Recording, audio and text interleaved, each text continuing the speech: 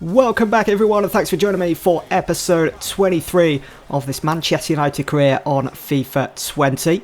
Here we are continuing to finish Season 1. Once Season 1 is done, that will be it for FIFA 20 content on the channel as discussed in the previous episode. If you missed that, make sure you go back and have a listen and leave your thoughts in the comments below as I go over, how I'm feeling towards FIFA at the moment and putting out content on this channel for you guys.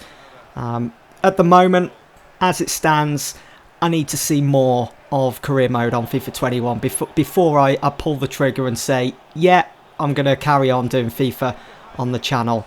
Hopefully we get that news sometime next week, maybe the week after. Shouldn't be too far away now. So let's see what's been said. At the moment, things are looking okay. It seems as though they've added a bit more to career mode than they have done over previous years. But let's just see what they do announce on the career mode update.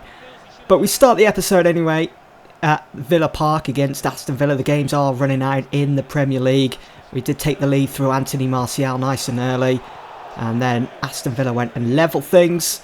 As we saw Bruno Fernandes coming very closely here. Would have been a beautiful goal if he just connected with it nicely. It looked like he hit that just on his laces, really, instead of using the inside of his foot to try and curve that one around the keeper. And then Dan James, just before half-time, wins Manchester United a penalty. That pace getting the better of Tyrone Mings, and he goes into the referee's book for that challenge. That was one thing that was kind of missing from PES this year on PES 20. We needed challenges like this in the box. We needed more penalties. It was very rare over the 4 seasons that I've done that we got. I think we must have had 2 penalties in 4 seasons. That's mad. Still season 5 yet to come, so stay tuned for that. Hopefully I'll be able to fit it in before the PES 21 update drops. But you can see Anthony Martial converts the penalty into a goal, making it 2-1 Manchester United. That's his second of the game here against Aston Villa, and then it was absolutely crazy at the hour mark. Palacios there for Villa, coming so close to levelling things yet again, and Anthony Martial so close but yet so far to getting that hat-trick, to getting the match ball. Villa did eventually get the equaliser. They persevered for a team that's, well, expected to go down this season. They kept on fighting, they kept on persevering, and it was a perfectly timed header there from Wesley. Didn't really have to move much of his body, just glanced the ball off his head, and he gets that all-important equaliser. Obviously with Manchester United though, it's in our DNA to never stop working, to keep on going, to keep on fighting. Bruno Fernandes' corner gets flicked on, and of course it's the danger man, Anthony Martial, that puts it in the back of the net. He makes it 3-2 to United, probably the winning goal. That's his hat-trick, and I even got a trophy for that as well. Master focus. I think it was the timed finish from Anthony Martial that we saw that won that trophy. But it was a good game, to be honest. Back and forth. Villa made a good account of themselves, but Anthony Martial's performance was just world class. So we walk away from Villa Park with the 3 points. You can see with 6 games to go in the league, trying to get into that Champions League spot just doesn't seem possible at the moment. Chelsea on quite the run, 9 points above us, 6 games to go. It's going to take something spectacular for Chelsea to drop points in those final 6 games. But up next for Manchester United, it was the trip down to North London as we were set to take on the league leaders, Spurs. Now this was an interesting one, as you've just seen looking at the league table. If we were to come away with 3 points against Spurs, who are currently the league leaders, then that's opening the door for our rivals Man City to overtake them if they are to win on the weekends. So it's built up nicely, plenty of story to be told. And also, heading into this game, Spurs have only lost 4 games in the league, and we are one of those teams that have beaten them back at Old Trafford earlier in the season. So we was ready for this, hoping to do the double. We had our best lineup possible, fully fit for this one actually as well, which makes a change. With the Europa League games coming thick and fast now, we've qualified for the next round. We've also got Anthony Martial in banging form, hat-trick in his former game. Son, one of the top goal scorers in the league so far. He's certainly helped his team reach the heights of top spot in the league. They've done really well under Pochettino. Remember, this is a save that was started back in September, so Pochettino was still in charge. Who'd have thought he would ever get sacked from Spurs? At one point, it just seemed like Pochettino was home and he was going to be staying at Spurs for the rest of his career until he retired. But little did we know he was going to get the sack and be replaced by Jose Mourinho. It's mad. And it was at a time as well, there was a lot of speculation surrounding Ole's future at United. Was he going to get replaced with Pochettino? Would Pochettino be the perfect candidate for that, for the United role? It's the beauty of the Premier League, isn't it really? All the twists and turns, the roller coaster of a season. But what a chance this was. 11 minutes on the clock for Marcus Rashford with a wall of 4. Not the tallest of walls either, Marcus Rashford. I was looking for the knuckleball here, as we've seen him score on a few occasions, especially that one against Chelsea earlier in the season in real life. And look at this as well. Those driven indirect free kicks. What's that all about on FIFA? It's another game-breaking bug from... Is it a bug? You know, how the opposition drives that ball into the box with so much pace behind it. Just doesn't seem right. But they still managed to get a header on it, giving De Gea some work to do. And, well, both keepers were given a lot of work to do in this game. It was end-to-end. We did take the lead in the 33rd minute, but it was ruled offside. Marcus Rashford, he was well and truly up for this game. He was in the mood. And at one point, I did think, nah, surely that's not offside. If we have a look at the replay, Dan James's ball whipped in quickly. Perfect height. But you can see Marcus Rashford just offside. I mean, this game, it could have gone either way. I'm not spoiling anything, but it was so tightly contested, really, this one. Hadn't had many opportunities in front of goal. And that was probably one of his best efforts. Look at Lo Celso there with that nice little step over. Great footwork. Great bit of skill. Creating that bit of space for himself to get the shot away. And David De Gea stands tall, does parry, but Marcus Rashford in the second half with that pace, just full of pace, isn't he? Imagine next season what it could be for United. Rashford, Martial, Sancho, Greenwood. Imagine a front 4, 2 in midfield, being Bruno and Pogba. I know it's sacrificing a midfielder, but that front 4 could prove absolutely clinical towards any chance of maybe competing for the Premier League trophy in the years to come. But this game, though, it did end 0-0 in the end. How? I'm not sure. There were plenty of chances. Though Harry Kane for Spurs was quite disappointing. Rarely saw much of the ball.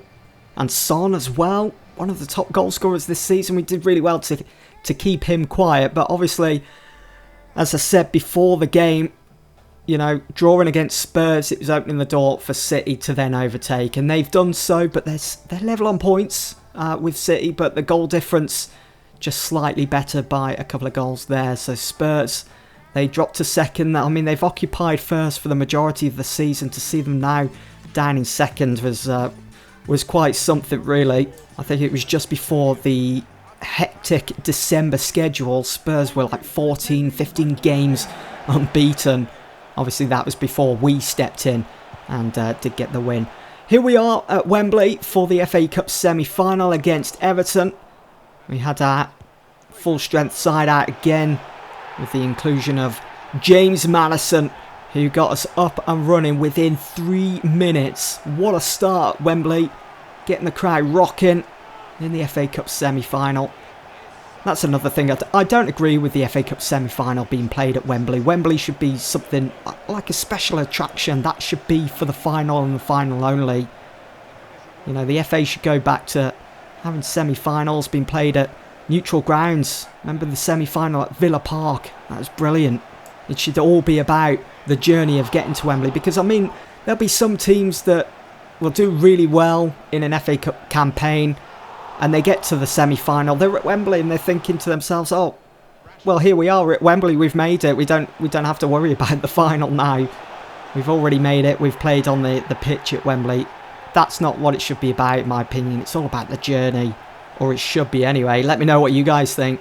Should the semi-final of the FA Cup be played at Wembley or at neutral grounds? Let me know what you think in the comments below. We did double our lead through the one and only Anthony Martial. That nice diving header. 2-0 up.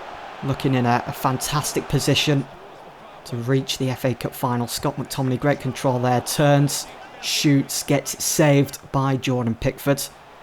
We just kept on piling on the pressure. We wanted more. We really wanted to put Everton to the sword. James Maddison gets denied by Pickford also. But Everton give them a chance. Richarlison, fantastic winger. Wouldn't mind seeing him at United in real life. Just drives the ball in low. And they do grab a goal back with plenty of time remaining to maybe take this into to penalties. Extra time. Is it extra time in the FA Cup semi-final? Then penalties, I think it is. But Anthony Martial, there's that pace. Just bursting away from his man. And it's just unfortunate that Jordan Pickford did save that shot, denying him of a second goal. But just look at Rashford. See, if it's not Rashford, it's Martial. Just abusing that pace. How they can just pull away from defenders so easily. But Martial continues to persevere towards the end of the season. Continues to put in those top performances. He's really stepped up his game. And he makes it 3-1 to United. 82nd minute. Yeah, I think that's us into the FA Cup final. So that's a trophy to fight for. To finish Season 1 on a high at least. Before we potentially head into FIFA 21. It's only a month or so away now. So not long to wait. But Anthony Martial, another fantastic performance. He really is on fire. Got off to a slow start in the season. Now 3 attempts in this semi-final game. 2 goals. Just cannot stop scoring at the moment, can he? So 3-1. That's a really confident semi-final from Manchester United. And as you can see, in the other semi-final that took place at Wembley, it was Chelsea against City. And it's Chelsea that just come out on top. So it will be an FA Cup final. Again at Wembley between Manchester United and Chelsea. Of course, those two teams in real life did take part in the semi-final. Chelsea coming out on top in what was quite a strange semi-final for Manchester United. We had quite a few injuries, didn't we? Eric Bailly getting sent off as well. But Chelsea went to the final and they lost to Arsenal. So all's well that ends well, I suppose. Anyway, moving on to our next and last game of the episode. The first leg of the Europa League semi-final.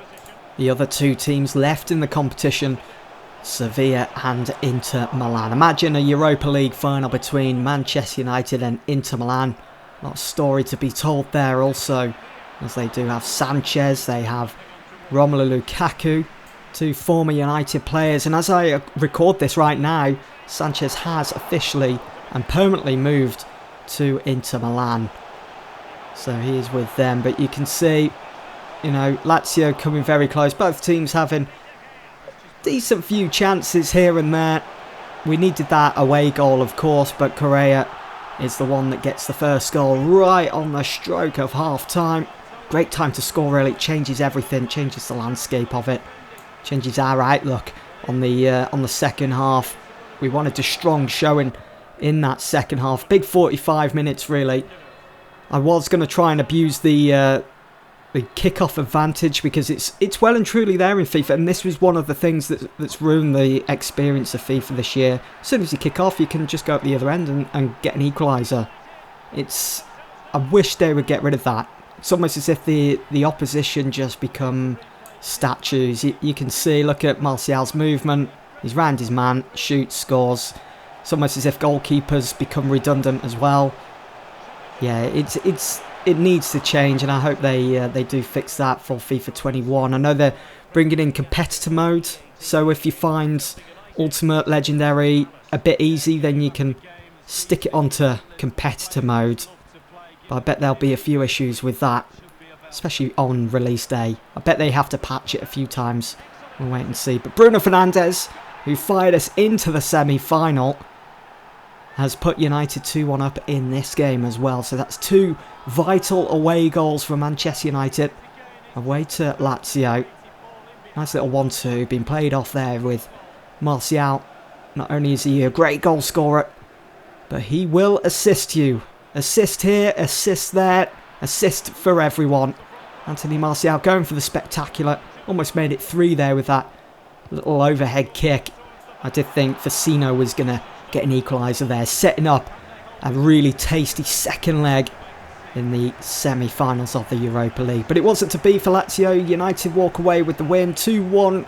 So advantage for Manchester United heading into that second leg at Old Trafford. Anyway, that's it for this episode. Hope you guys have enjoyed. I'll see you all soon for the next one. Thanks for watching.